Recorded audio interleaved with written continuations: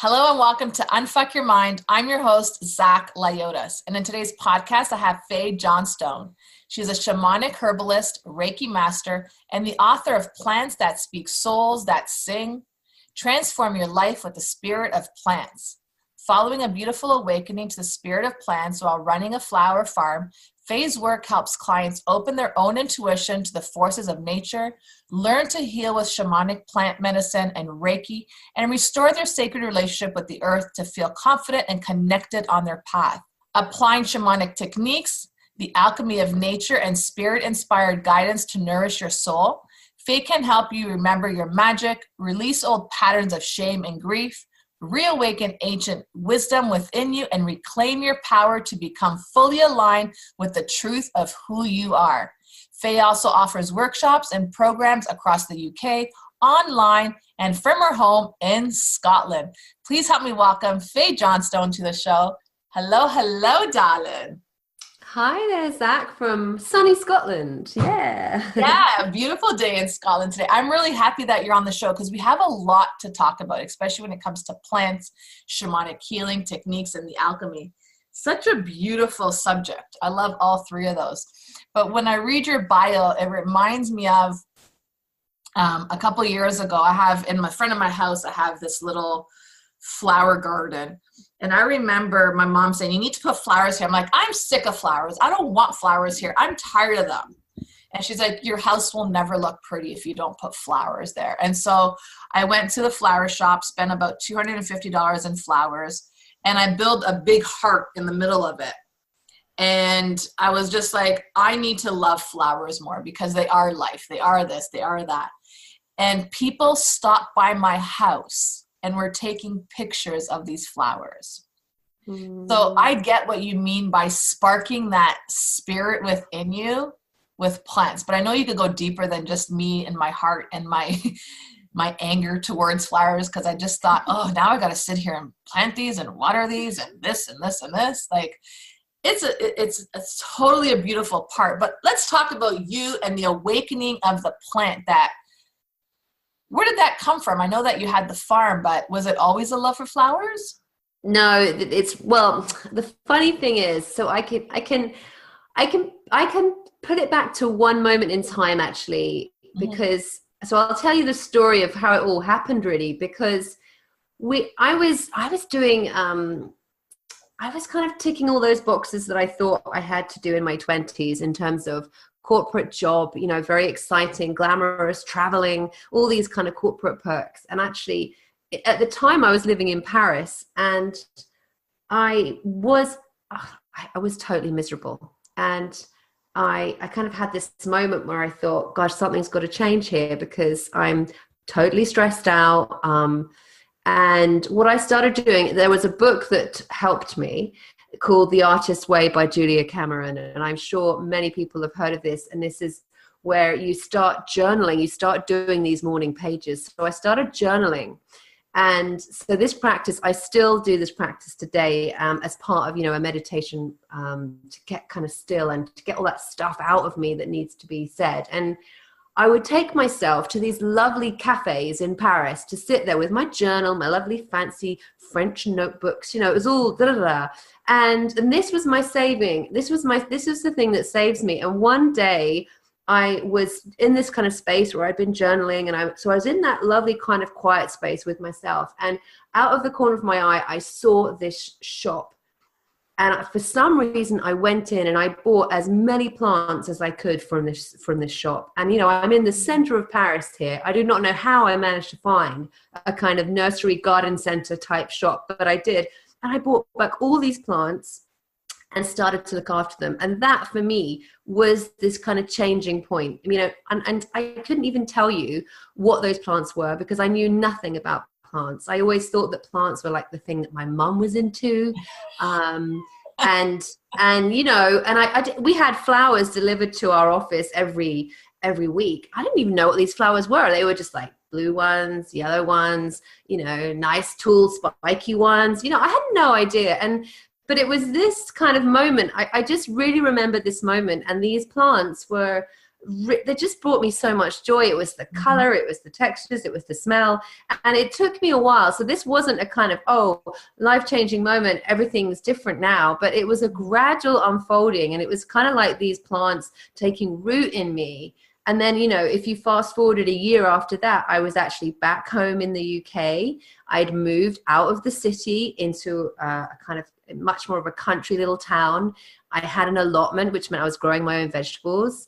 And I'd started studying herbal medicine, and I was working for a conservation company. So I kind of, it was like this moment, it was like the plant world needed this little moment of me, and it just came in, and that was really where things kind of started. So by the time we got to running the flower farm in Canada, I was kind of, there was this, it was bursting to get out of me, you know, so that was how it all unfolded at the start, really. Yeah. But yeah, I'm, you know, put me in a city and I'm kind of miserable. And that was, I think, what was happening.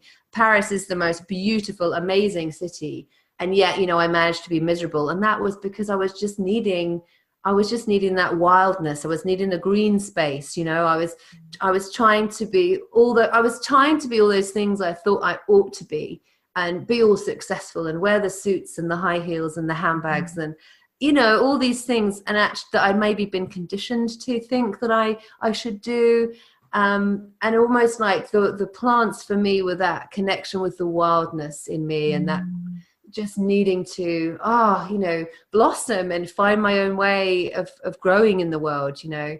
So that was where it led me to this flower farm. And then there was, you know, another unfolding and awakening, and, you know, amazing stuff. That's incredible, because when I think I bought about 200 plants at that time. So I know exactly what you're talking about. And the lady said to me, how big is this flower bed that you're planting? And I'm like, I showed her my arm. She's like, well, she goes, okay. She goes, I think you have enough. And I was just like, oh, okay. Should I buy more? So I understand where you're coming from, because not only did I plant my whole front, but I also planted my mom's house. I gave flowers away. And it was totally a way of connecting to that nature and that joy within me. Because every time I look out my window, I was like, oh, look how pretty you are. And then not only that, so when people were taking pictures, that sparked more excitement in me that I'd go out and talk to them. So it's interesting that it feels like we have such parallel lives when we got in contact with these plants that sparked this happiness inside of us to say, there's more to life than, you know, the external of you. It's like, go deep within that internal and watch how it goes. So bring us to your farm in Canada. Bring us to that. Well, we were kind of led there again. It's very much, it felt really like we were called by spirit to, I mean, I don't think I'd even heard of I'm being honest, I don't think I'd heard of Nova Scotia really. And then suddenly I'm ending up moving there. It was like, how did that happen? And again, this chance kind of encounter with a couple, and they were selling their 35-acre homestead, and it was all kind of like, it was that there was a moment when it felt like, you know, we'd been striving for something. We'd been wanting space to grow and plant, and, you know, we couldn't find it in Europe. We couldn't find it in the UK, you know, and somehow we end up in Nova Scotia. And then, you know, and then we get to this point where we've actually met this couple who are selling a property which is kind of perfect in so many ways. And we, you know, me and my partner are like saying to each other, well, so are we going to do this? Are we going to talk, you know, are we going to walk the talk? Or, you know, so that was the moment, and to decide, are we really doing this? And so we were like, yeah, we're really doing this. And so and we didn't really have a plan, but it was just, again, an unfolding, a kind of what's going to happen.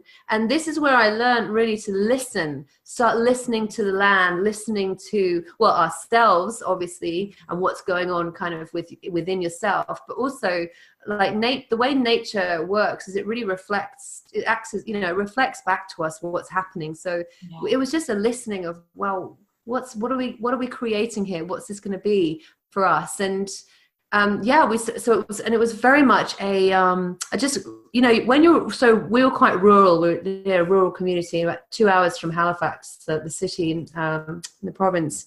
And so we were just, it was kind of like you just roll with the seasons. And that's very different from when you're like living in such an urban area. If you're living in a city, you just, you've got the electric lights and you're just getting on your bus or your metro to work. And it doesn't really matter whether it's spring, summer or winter.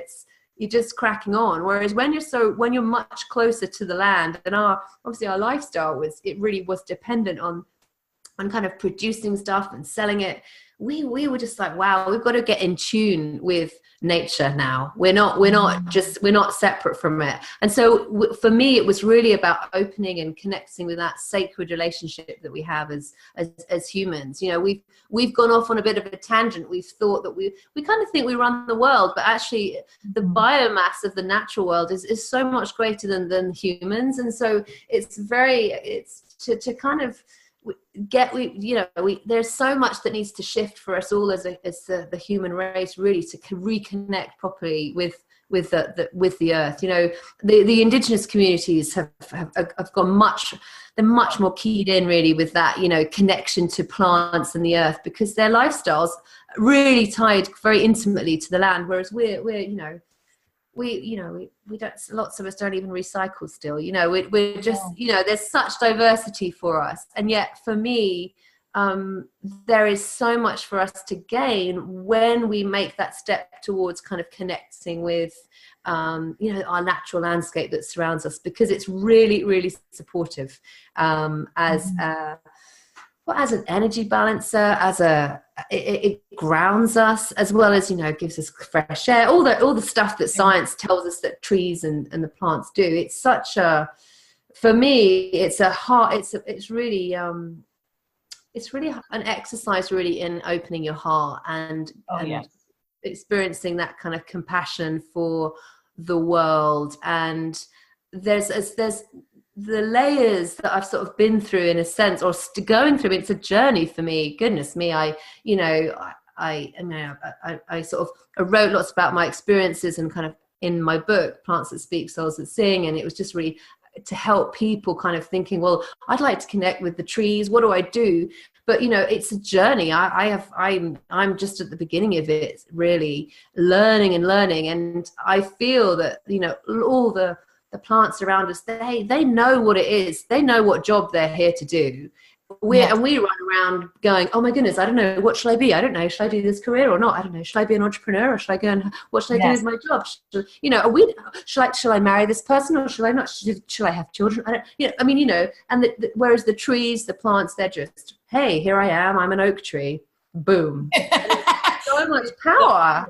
Yeah, there's so much power in that. And so for me, when we can align ourselves, just imagine, you're standing in a forest, surrounding yourselves with beautiful trees, and the only thing the only thing they want to do, they're just busy being 100% present, being themselves, and that's actually super, super powerful. So I just really encourage people to get outside and hang out with these amazing beings of light who are 100% present and aligned with what it is to be themselves, because it rubs off on us, and it really has rubbed off on me. It's like, wow, I've been taught so much by the natural world that I feel completely entwined with it now, whereas beforehand, if I go back to that city job where I was really disconnected from the natural environment and the trees and the plants, and very much that reflects the fact that I was completely disconnected with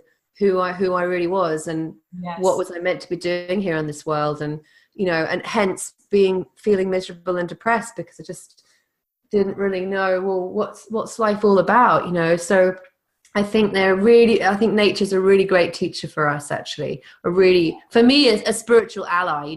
We talk about spirit guides and animal spirits and, ancestors. So we have all of that. And the great thing, actually, about working with nature as a spiritual ally is that, not only can we go and enjoy and sit under a tree or paddle in the sea, and enjoy sun on our skin, to sort of connect with nature. We can connect with nature, physically, and with plants and trees, we can make medicines from them. We can connect with them spiritually. So we've got like a whole you know, they're not like an angel guide who we're only going to sense, you know, energetically. Plants are, you know, we can sense them energetically, but we've got all this kind of physical, tactile exploring that we can do and get really inspired by. So that's why they're really, they can be a really solid form of medicine for us, as well as an energetic ethereal. Absolutely. Because I know now I look forward to planting those flowers on a yearly basis when that sun comes out, because they taught me so much. You're planting us, but we're not asking for more other than the sun is always going to shine. The rain will fall. And if the rain doesn't fall, we just ask you to give us a little bit of water. That's all it is. But we're still going to do the same job that we came here to do.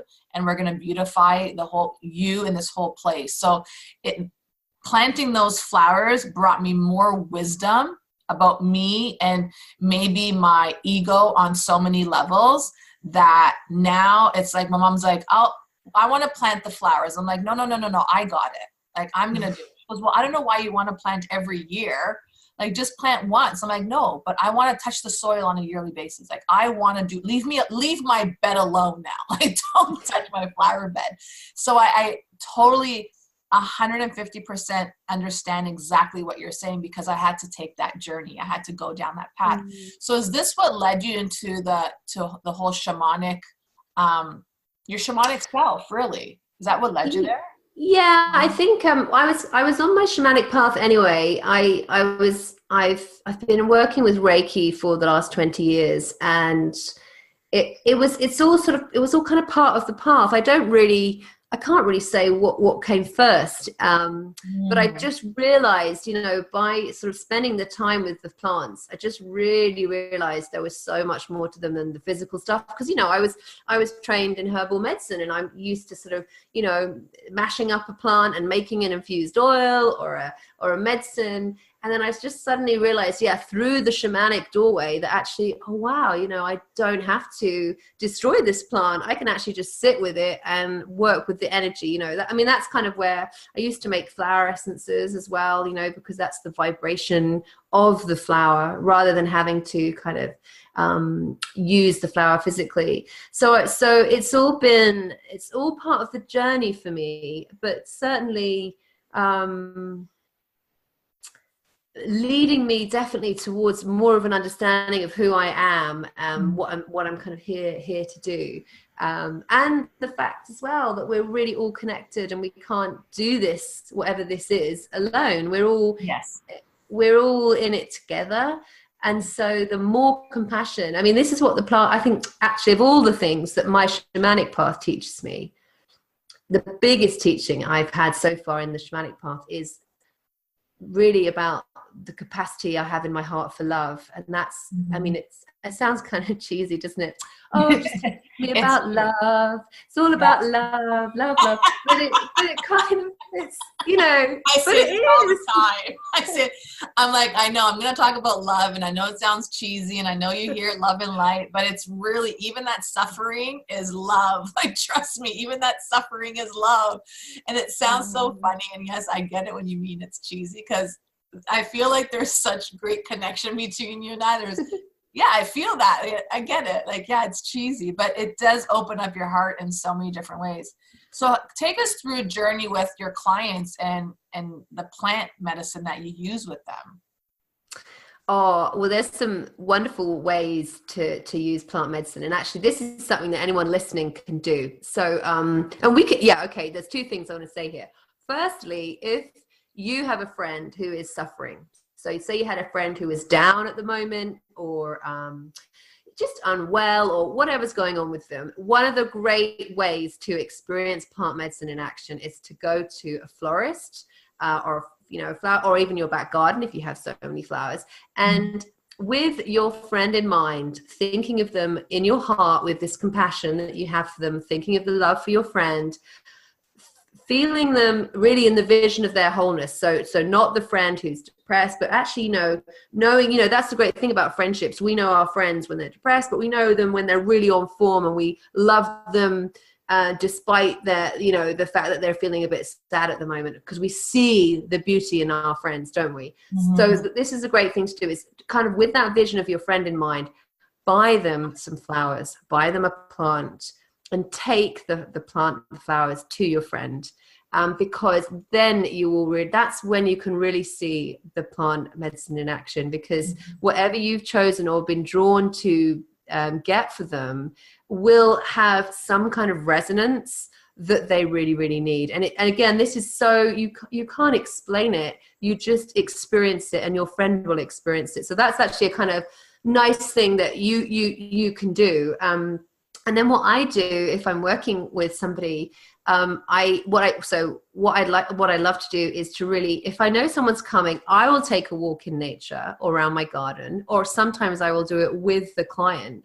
And again, we will see which plants are asking to be chosen to be with us for a treatment. And often it will be the plant. I always think we are chosen by plants. We don't necessarily choose.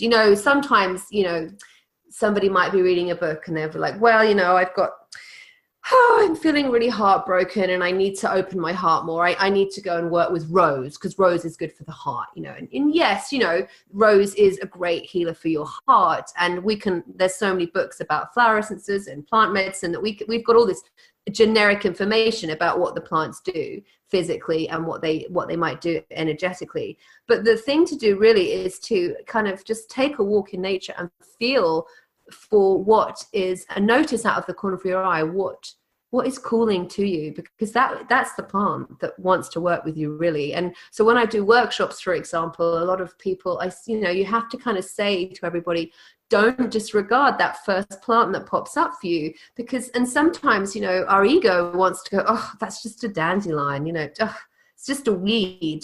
I'm looking for this big, amazing plant that I want to work with. And it's actually, we really have to look at that first thing that pops up, because that's the thing that we really need. And when we start to notice plants around us in our vicinity, that's when you kind of tune in and you're like, aha, I'm seeing this plant a lot. This has got something to say to me. There's some vibrational match or alignment that needs to happen here, and that's when it's beneficial to go and sit with the plant. So in a treatment with me, we might bring the plant into the room, or if it's a plant that we have as an essence, or there's so many different ways that you can work with plants. And we'll journey with the plant. We can journey with the shamanic drum or the rattle, so we can really connect with the spirit of the plant. And often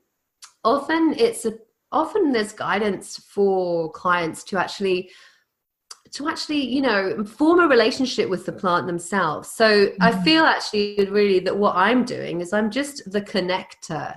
I'm just kind of like the the matchmaker on speed dating that goes, yeah, okay, you and you go together here and work it out between you. Where are you going to go on your date, and who likes what, okay, and how you can match together, and so it's kind of, I feel that's the work that I do in the teaching and in the treatments that I do. I'm really just facilitating some kind of healing process between clients and the plants or the elements or whatever needs to happen. Because a client, sometimes, I'll be asking the client, and it's just really like kind of the gentle nudging, because sometimes the client will say, gosh, yeah, wow, I feel like I need to place this plant here on my solar plexus. I'm like, okay, well, that's what you need to do, and then there's a gentle kind of allowing process. And it's almost like, I think this is what, we do as healers and as shamanic practitioners, is we're holding the space of that beautiful space for this non-reality for us for clients, and to step out of the story into what's true and whole. And so I'm kind of holding the space of light and compassion with my, with the spirit guides and the spirits of the plant. And so the client is in that space, and they're like, oh, I'm allowed to do this. I don't have to carry this story. I don't have to carry the poor me story. I don't have to carry the pain and the suffering. I can just, and just kind of smooth into that little I'm getting carried away, but no, you know what? I totally get where you're coming from, and you're bringing me into so many different teachings that I had from plants, but not only plants, but weeds. So I'm glad that you brought weeds and dandelions up, because my front area, I have like a little lawn patch, and it's the city's lawn patch. I call it the city's lawn patch because they don't take care of it. And the grass that they put on there was totally awful. And it was not grass, it's actually dandelions and weeds, right? So one day my neighbor and I always talk about, these weeds are driving me crazy, these dandelions. And I sat there and I looked at them one day and I'm like, actually, you're pretty. Like, you're yellow, you're vibrant yellow. You come up. Yeah, you need to be trimmed down because you could get wild. And I'm having this conversation with dandelions and weeds and all these other things that were out there. I don't even know the names of any of them that show up. And I said, you know what? I like you. I'm never going to let you go. If anybody wants to change this lawn, they're not allowed to, because not only are you bringing light to everything, but you're bringing shine. Like, grass is beautiful, but it's just green, but you're bringing me color. So I learned to love that. And it was like, you know what? You didn't see the beauty in me at all before until you sat with me. And it's true, because I had to sit with that dandelion and learn from it. So when people put all this weed stuff on their weed away and this and that, I'm just like, no, leave those. They're there for a reason. Just let them be. And so I learned to appreciate things a lot more. So it's about gratitude. It's about knowingness. It's about, okay, that is totally telling me something. It's teaching me something. It's trying to awaken something within me. So you speaking like that and saying like a plant calls you, yes, because sometimes I'll get a hit with Mother Mary and she'll be like, I want you to go to the store right now and I want you to buy flowers. And I'm just like, really? Like, what flowers? And she's like, don't worry, just go to the store and you'll get them. And usually it's like she wants me to buy 24 roses, right? So I usually know what she wants. So I'll go to my friendly Costco and get my 24 roses, and I'll put roses all over my house. And people come into my house and I'm like, wow, your house smells so good. I'm like, thanks, Mother Mary. You know what I mean? Like, she's the one that made me go out and get this, Or sometimes I'll hear her say, forget the roses today, get this bunch. And I get that bunch and people will come in my house and they'll be like, wow, it looks like your house is brighter today. And I'm just like, I just put flowers out, dude. Like, literally, I just put flowers out. But those flowers created such a light, created such a spark. It actually feels like it not shook, but it awakened something within the individuals that walked into my house, that it brought attention to these flowers, regardless if they're just plain white or red roses or pink roses or whatever they are, or if they're just hydrangeas, or I don't know, like the word hydrangeas come up. So I want to talk about that in a second, but all like an array of flowers that come up. Some people that come to my house, it's like the flowers pull them into my house because they may have not called for so long. And then I buy a bunch of flowers and then my phone's ringing. Hey, what are you doing? I want to come over and see you. And it's just like, I just bought these flowers and this person's calling me. So there is a connection between the flowers and this individual. And I was the one that had to buy the flowers to bring that person into my house, because I call my house the church. Like, my house, I call it the temple. Like, I'm very limited with who comes into my house, to tell you. It is my energy, and I don't want too many people like relishing in my like energy, but it makes so much sense to what you're saying. So I get it. And it's so beautiful that, you've given me such an insight, because I understood it, but I didn't fully understand, why do I feel like this? Like, yes, this is opening up my heart. Yes, this is bringing me a sense of understanding. Yes, this has awakened a part of me that probably was dormant or dead. Yes, this is doing all these things to me. And yes, it's, when I think about the flowers that I plant outside my house in the summertime, it's like I bring people together. It's like there's an old age home down the street from my house, and this one old lady, they bring her in a wheelchair, and they used to have her, she goes, I just want to sit beside these flowers. And she used to just sit there for 5-10 minutes and look at the flowers. And so I used to just go out there and talk to her. And her caregiver said to me, ever since you planted these flowers, she always wants to come and see them. And so that made me realize, this really isn't for me. This is for everyone else out there. I'm just a vehicle of just listening and making this happen. And, maybe it's the shaman inside of me. I don't know. Like, everything has a title, but there's a definition for everything. I don't really look at that. But it's just about listening and tapping into that. And sparking that awakeness. Doesn't matter if you're a kid or if you're an elder, you know, just about to transition. Who knows if she's about to transition to the other life, or back home as I say it. And those flowers cleared a piece of her every time she was, you know, cruising with her wheelchair down the street. And she would, I used to see her and I used to go in and talk to her all the time when I was here. So flowers are such a healing technique. So I get it. That's why I could talk about flowers all day long, as you could tell now that I have someone that gets it with me, right? So that's incredible. So do you also do other plant medicines? Like, do you talk about ayahuasca and all that stuff when it comes to shamanic work? Or is it just like other? Well, I think with these teacher plants, so you got like tobacco, ayahuasca, peyote, you know, all the big star players, shall we say. I think the teachings I bring are for really everybody to work with plants which are local to them. Because for me, that's where the power is. And I know, like, mugwort it's kind of known as the dreaming plant. And this is a plant that we work with a lot in the UK. It's a beautiful, she's like a really, you know, we were talking about Morgan earlier. Mugwort is once she gets you, she pulls you in. But I you know, so I what I encourage people to do is to not automatically think, oh yeah, plant spirit medicine, I'm going to take myself off to the Amazon.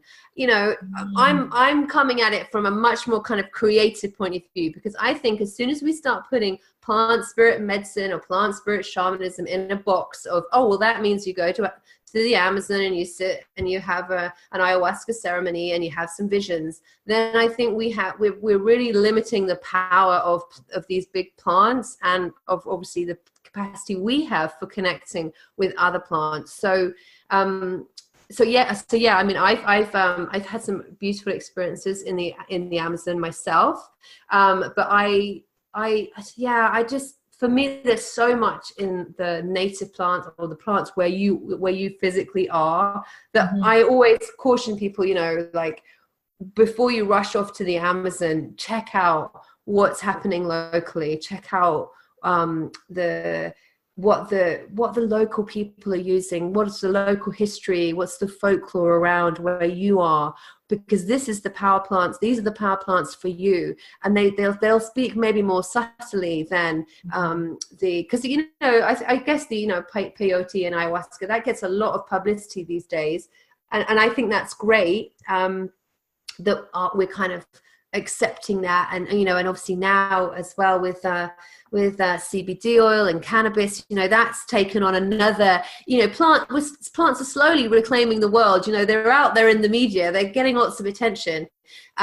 So I just, for when I work with people, I always just like really caution them to really to really tune in and do what's right for you, and never be led into or you know, there's lots of cacao ceremonies actually here at the moment. So everything, you know, it's really exciting. All these plants kind of coming out and spreading around. So it's like they're spreading their tendrils all the way around the world, you know, which you know is happening for a reason. But I always just caution people just to be really, just tune in really, because there's much, for me anyway, there's much more power in the tree, the apple tree that's growing in my garden and I see every day than there will be on, you know, flying off somewhere to do an amazing ceremony with somebody and then coming home, you know, because the tree that's in my back garden that I see every day is always there for support for me, and is really going to be a great teacher for me. So it's just different levels. Everything's great. Everything adds to the mix. So I just really, I'm always really cautionary, and the further I go along my spiritual path, the more, what's the word? I was going to say fussy. I just get really discerning, like, about who I want to work with and where it's all coming from, and just to really maintain a really clear space of integrity. I suppose integrity is where I really come from, is spiritual integrity. And I guess the last thing I encourage people to do is just Google online for something and you know, and booking or being part of something or working with plants that they've got no connection with. So for example, I think when some people might take part in ayahuasca ceremonies, for example, they've never even met the plants. They're just, in the ceremony, which is, it's very sacred, and I have no doubt that it wouldn't be set up in a sacred and respectful way, and so they're taking a brew and they don't even know the plants sometimes which are in that brew, because the ayahuasca mix, for example, it's different depending on where you are taking it and the local plants that they use. It's made in a different way, and so people who've never met the ayahuasca plant, but yet they've done a ceremony and had some amazing visions, I'm kind of like, well, have you really met the plant? For me, meeting the plant is being able to connect with it physically and then connect with it spiritually. Actually, just an interesting story about when I was traveling to the Amazon last February with a lady called Rocio Alarcon, who is an ethnobotanist, and she is amazing. So if anyone is looking to go to the Amazon, I would recommend going with Rocio. And anyway, before we went there, we were kind of staying outside the jungle, and I just had the most incredible, basically visionary dream. So the night before we went into the Amazon, I didn't get any sleep. I was awake all night, and I dreamt of a vine, and this vine had opened up to me with a beautiful staircase, a spiral staircase, and I went up the spiral staircase within the vine, and I was taken on an amazing, very, very visual, intense, magical journey. And what was really interesting for me is, the moment we arrived in at where we were staying in the jungle, and we took a walk around the property to check out the plants which were growing, and there it was, one of the ayahuasca vines, and I was like, that's the plant that I've already met. We met last night in my dream, and it was really, really beautiful to actually physically hug that plant, meet the vine, touch it, spend time, draw it. It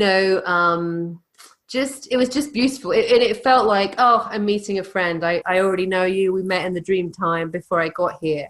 Yes. So kind of like, that's the special connection that you want. So then almost by the time we'd spent a week there, and by the time we kind of got to having our ceremony, it was almost like, wow, I've already experienced so much of this plant and the medicine and the teachings, that the ceremony was like, was just like the final touch, really, the icing on the cake. But everything, it's all part and parcel. I suppose that's what I mean by not putting plant medicine in a box. It's not just about, a plant diet and a plant ceremony. There's so much to plant medicine and plant spirit medicine, and I think what I really try and encourage everyone to do is to find their unique and individual way that they want to connect with plants. And for some people, it will be through kind of these plant diet and plant ceremony. For other people like me, it's a much more sort of interactive, intuitive I call it feeling your way. We just don't want to think our way into this. We want to feel our way, and that's when we open those doorways to intuition and the doorways to knowing. And it's really about remembering who we are, remembering how we connect with these amazing plants. I love that you said that, because when I went to Panama a couple of years ago, I went to a gathering, and there was all about plant medicine, and I just didn't feel called to the ayahuasca. I was more of the peyote, and peyote called me on strong. Like, it was like, no, this is what you're going to do. This is the teacher you're going to go. This is the ceremony you're going to do. This is the way it's going to happen. And I was just like, am I hallucinating already? Like, what is going on? Like, because I've never really gave it much thought about peyote or ayahuasca. I heard a lot of people speaking about it, but I was guided to go to this tribal gathering and stuff like that. So here I was, living in the jungles, and I had a little bit of fear around it, because everything's great, but at the end of the day, it's what my spirit was feeling. So anyway, I went to this peyote ceremony, and exactly what happened in my dream happened at the ceremony. Wow. And I was like, wow. And even the shaman that was running it, they said, spirit said a couple of things to me. And I was just like, really? And they said, watch, once you release this, the ceremony will be over. Because there was a few things happening in my life at that time. And I said, okay, no problem. So, you know, they were urging me, come on, Zach, you could do this. I'm like, it's coming from deep. I'm like, they're like, drink some more peyote. And I was like, I can't even drink that. I can't, I can't. And they're laughing at me. They're like, you know, they weren't laughing at me at that moment, but the next day the jokes fully came out. Like, Zach had to cover her whole face. She couldn't even watch people drinking any more peyote. Like, that's how it got to that point. Like, I was like, how are you guys drinking this? I can't handle this. Like, it's just too much. And it wasn't that I was hallucinating too much. It was the taste going down my throat that was making me want to get sick. But peyote told me it was going to do this to me. So I understood that the flower was going to do this to me.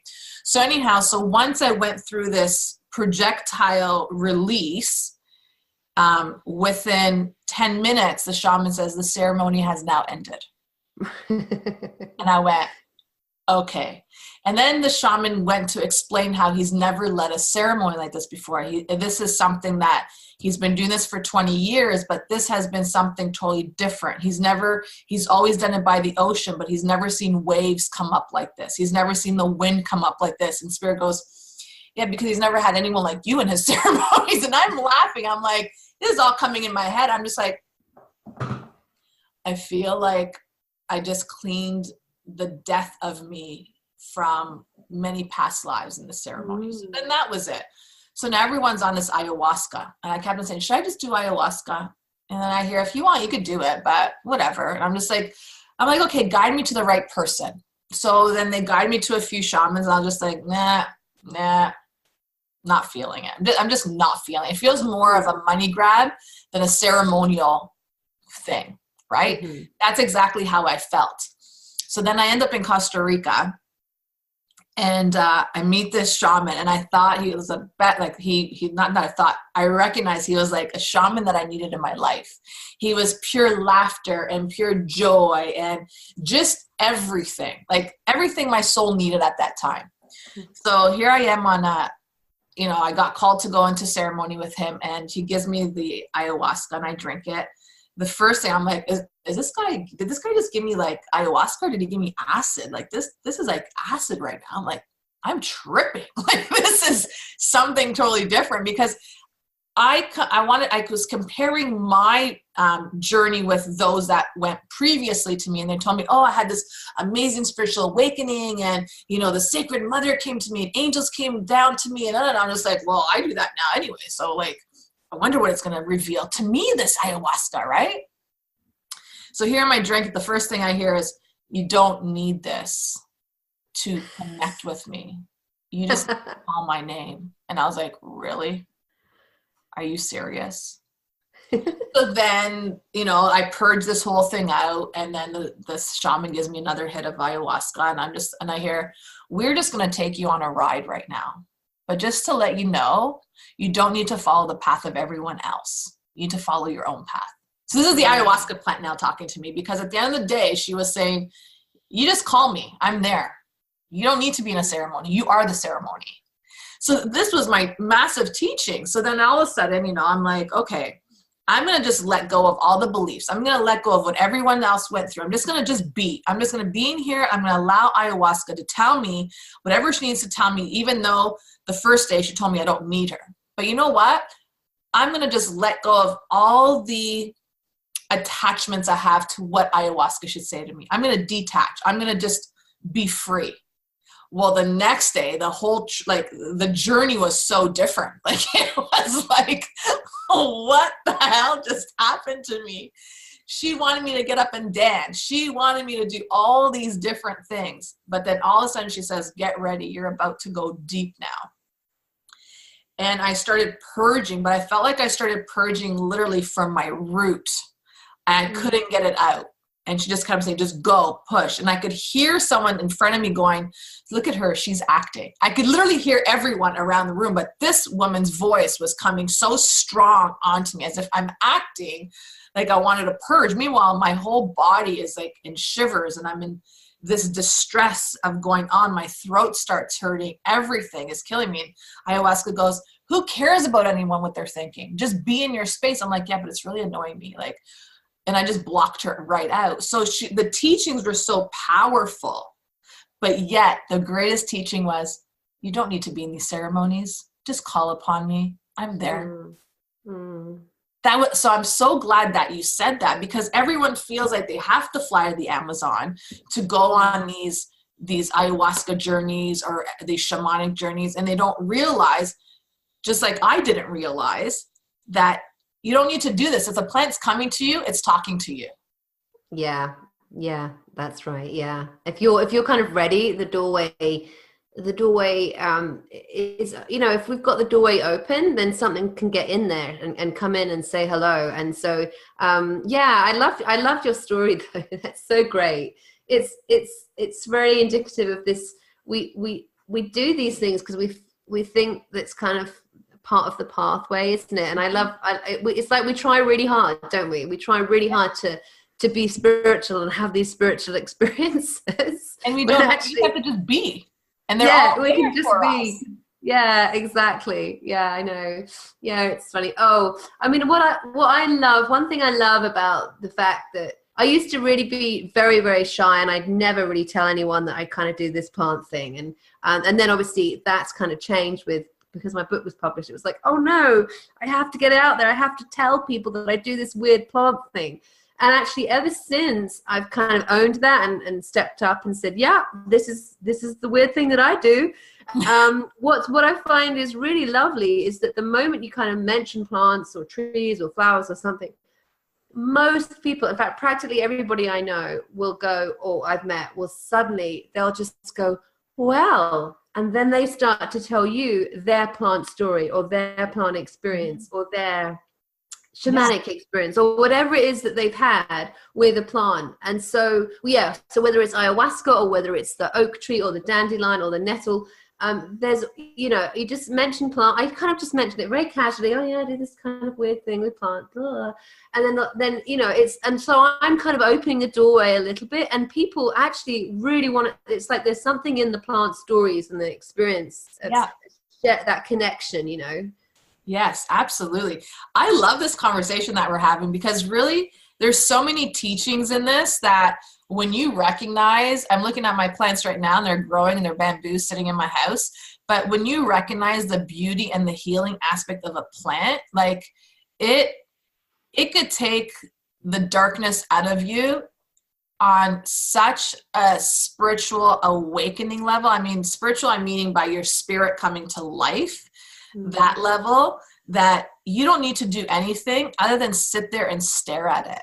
So this has been such a beautiful conversation for people to realize, like, go out there and connect with the plant. Exactly what you said earlier. Go out there and ask a plant, like, which one wants to come home with me today? Which one fulfills the need to teach me something right now? So I love that you mentioned that. And you don't have to go to the Amazon to jump into an ayahuasca ceremony. You are ayahuasca. You are the rose. You are the hydrangea. Now another one just is like, now the plants are all coming to me. I didn't realize I was so connected to plants until you start bringing them to me. And they're all, it's like animals. I did a podcast with a lady. She's an animal communicator. And I'm like, my house is like Noah's Ark right now. They're all coming in. It's like, now I got all these plants and I'm like, okay, I want to go out there. Like, as I'm sitting here, I'm like, okay, where am I going to go? Am I going to Costco to get roses or bunches, or am I going to go to a flower shop to get something now? Like, I'm literally, and I thought of it this week and I said, I'm going to fill my house up with flowers before I got on this call. So interesting that I'm on this call and I feel the need to put flowers all over my house. So thank you so much for shedding light. Thank you so much for the gifts that you bring to the world. And thank you so much for bringing flowers a voice, because that's exactly what you're doing. You're just the voice to these plants. And just the bridge between humans and nature, and it's the plant, it's the soil, it's whatever it may be. But thank you for doing that, because we need more Fays in the world that, could express this weirdness inside of us, right? And we're okay with it. We're fine with it. So thank you on so many levels for being on this podcast today and shedding your light and sharing your light and the voice of the plants. Thank you so much. Thank you. It's been great fun. So yeah, happy plant adventures. I look forward to hearing about how what flowers you end up getting. I'm going to let you know. I'm going to let you know. So everyone out there listening, thank you for listening. I know that you got something incredible from this podcast. Not just one thing, but a whole heap of beautiful ranging flowers, from colors to sizes to what they are offering you. So go out there, spend some time in a greenhouse, go get yourself some flowers, brighten up your house, brighten up your heart. If you want any sort of plant healing, connect with Fay. All of her social handles are just in the show notes below. And we will catch you on the next podcast here on Wednesday with Wise Women Wednesdays. Until next time, have yourself a great day. Bye for now.